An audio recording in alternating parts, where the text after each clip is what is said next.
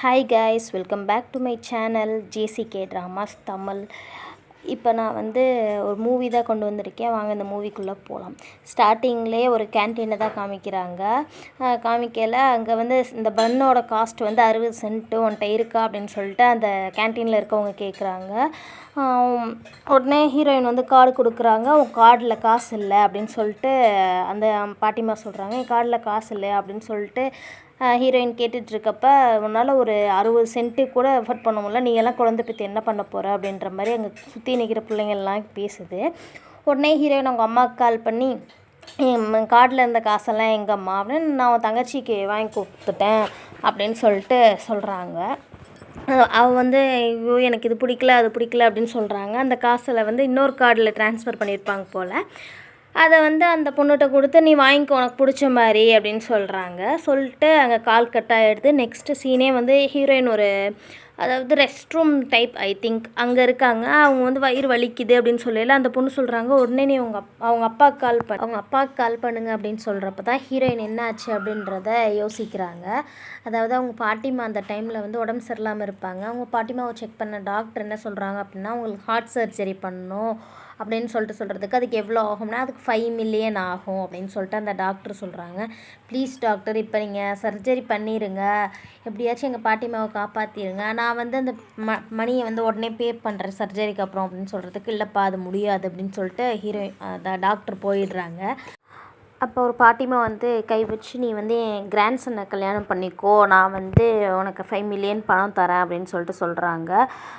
But N grandson வெஜிடேட்டிவாக இருக்காங்க அப்படின்னு சொல்கிறாங்க. பரவாயில்ல அப்படின்னு சொல்லிட்டு ஹீரோயினும் கல்யாணம் பண்ணிக்கிறாங்க.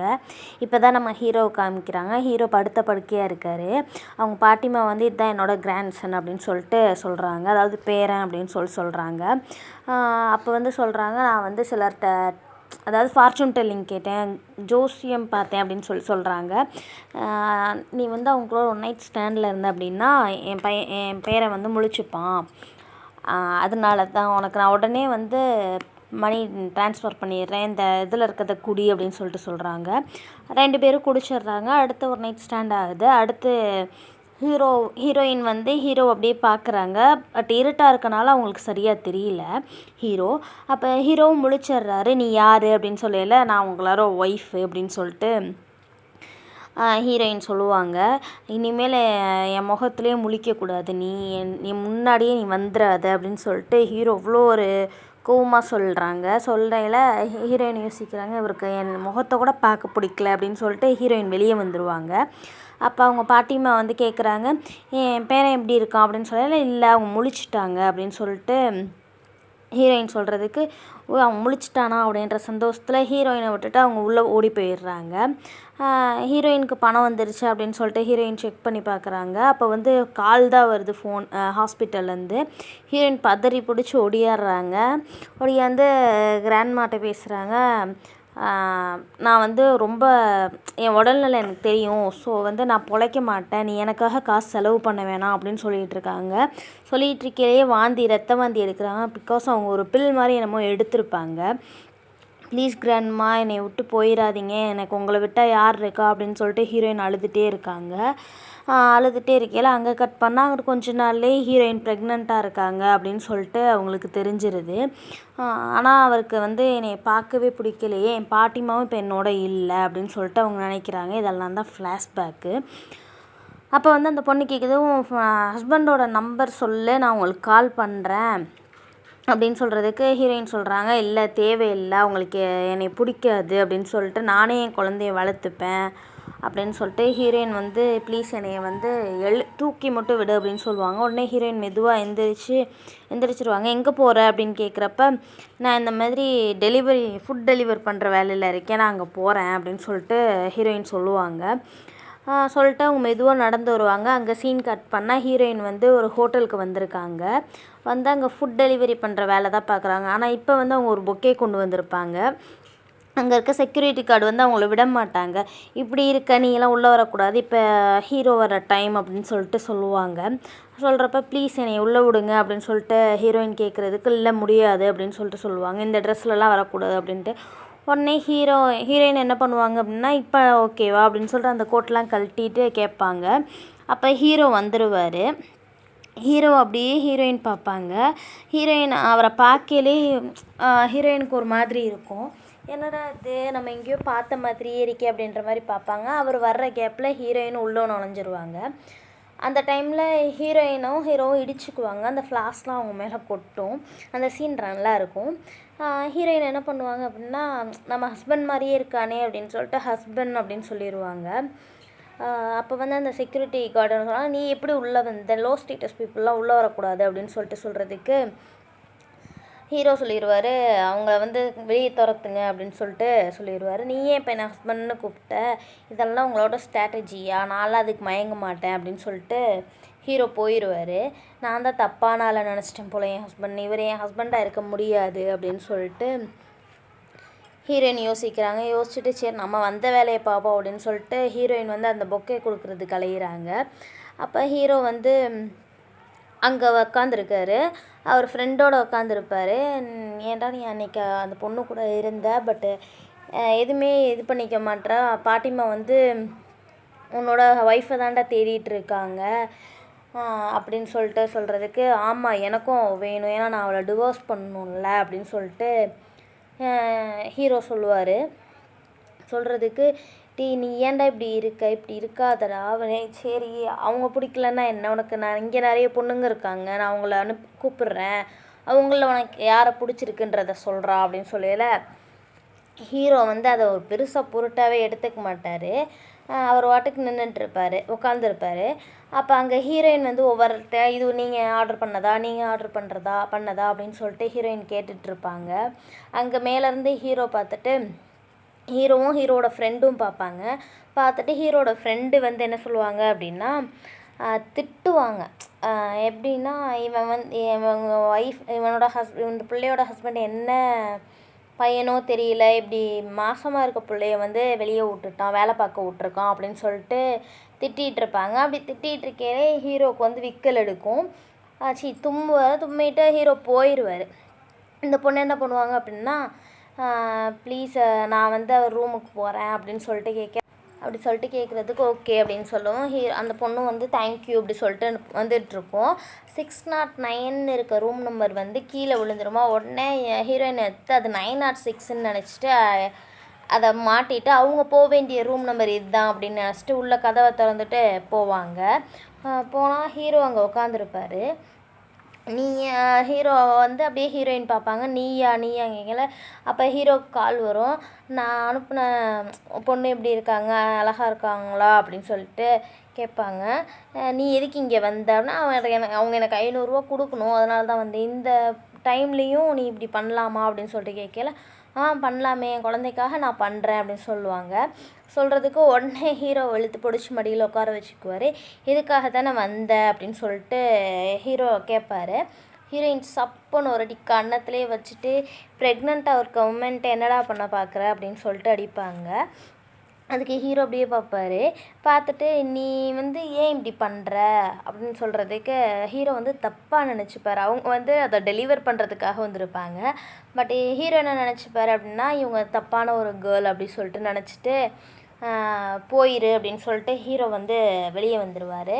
அப்போ அந்த ஹீரோயினும் வந்து அந்த ரூம்லேருந்து வெளியே வருவாங்க. அந்த பொண்ணுங்கள்லாம் கேட்டாங்கள்ல அவர் ஃப்ரெண்டுகிட்ட, அந்த பொண்ணுங்கள்லாம் வந்து ஹீரோயினை பார்த்துருவாங்க.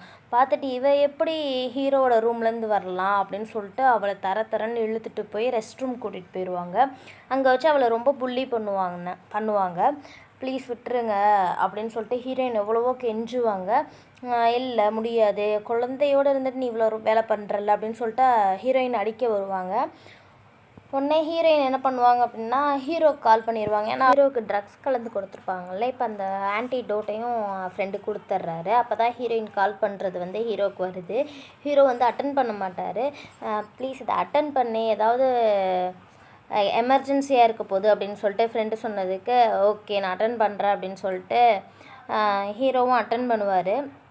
அட்டன் பண்ணால் ப்ளீஸ் ஹெல்ப் பண்ணு அப்படின்னு சொல்லிட்டு ஹீரோயின் வந்து சொல்லுவாங்க, ப்ளீஸ் என்னை ஹெல்ப் பண்ணு, எனக்கு ரொம்ப எமர்ஜென்சி, வா ப்ளீஸ், எனக்காக இல்லைனாலும் குழந்தைக்காகவாவது என்னைய ஹெல்ப் பண்ணு அப்படின்னு சொல்லிட்டு சொல்லுவாங்க. உடனே நான் இப்போயே வந்துடுறேன் அப்படின்னு சொல்லிட்டு ஹீரோ சொல்லுவார். என் ஒய்ஃப் எங்கேன்னு கண்டுபிடிங்க அப்படின்னு சொல்லி எல்லாம் அந்த ரெஸ்ட் ரூம்னு அவங்களுக்கு தெரிஞ்சிடும். உடனே ஹீரோவும் அவளோட ஃப்ரெண்டும் வந்து வருவாங்க. வர்றப்ப அவனோட வைல்டு மேன், அதாவது உன் ஹஸ்பண்ட் வரப்போகிறானா, அவனை இப்படிப்பட்ட டைமில் உன்னைய வந்து சரி யூஸ் பண்ண அனுப்பியிருக்கான், அவன் வரப்போகிறானா அப்படின்னு சொல்லிட்டு அவங்க எல்லாம் சிரிச்சுக்கிட்டே இப்போ வெளியே வருவாங்க. யாரோ வர்ற மாதிரி சவுண்ட் கேட்குதுன்னு. அப்போ அந்த பொண்ணு வந்து ஹீரோவை பிளாக் பண்ணி யாராவது இருக்காங்களா உள்ள அப்படிங்க. யாருமே இல்லை, நீங்கள் எப்படி லேடிஸ் ரெஸ்ட் ரூம்குள்ளே போகலாம் அப்படின்னு சொல்லிட்டு சொல்லுவாங்க. உடனே ஹீரோ வந்து அதெல்லாம் முடியாதுன்ற மாதிரி உள்ளே போய் பார்ப்பாங்க. பார்த்தா ஹீரோயின் வந்து அங்கே இருக்க மாட்டாங்க. ஏன்னா அவங்க என்ன நினைக்கிறாங்க, ஹீரோ வந்து நம்மளோட ஹஸ்பண்ட் இல்லை அப்படின்னு சொல்லிட்டு நினைக்கிறாங்கல்ல. அதனால் அவங்க இல்லாமல் அங்கேருந்து போயிடுவாங்க, வெளியே போயிடுவாங்க. இது வந்து இவளுக்கு கொஞ்சம் இதாகிடும். அவள் சொல்லுவாள், நான் தான் சொன்னேன்ல யாருமே இல்லைன்னு அப்படின்னு சொல்லிட்டு சொல்லுவாங்க. அப்படி சொல்லல என்ன ஆகும்னா, சரி அவள் போயிட்டா போல் அப்படின்னு, அவள் இல்லை போல் இங்கே இருந்தது அப்படின்னு சொல்லிட்டு ஹீரோவும் பேசாமல் போயிடுவாங்க. போகையில் இங்கே அடுத்து அங்கே சீன் கட் பண்ணால் என்ன ஆகுது அப்படின்னா, ஹீரோயின் வந்து ரோட்டில் நடந்து போயிட்டுருப்பாங்க. ஹீரோயின் வந்து வயிற்று பிடிச்சிட்டே வெளியே நடந்து வருவாங்க. ஏன்னா அவங்களுக்கு ரொம்ப வலிக்க ஆரம்பிச்சிரும்.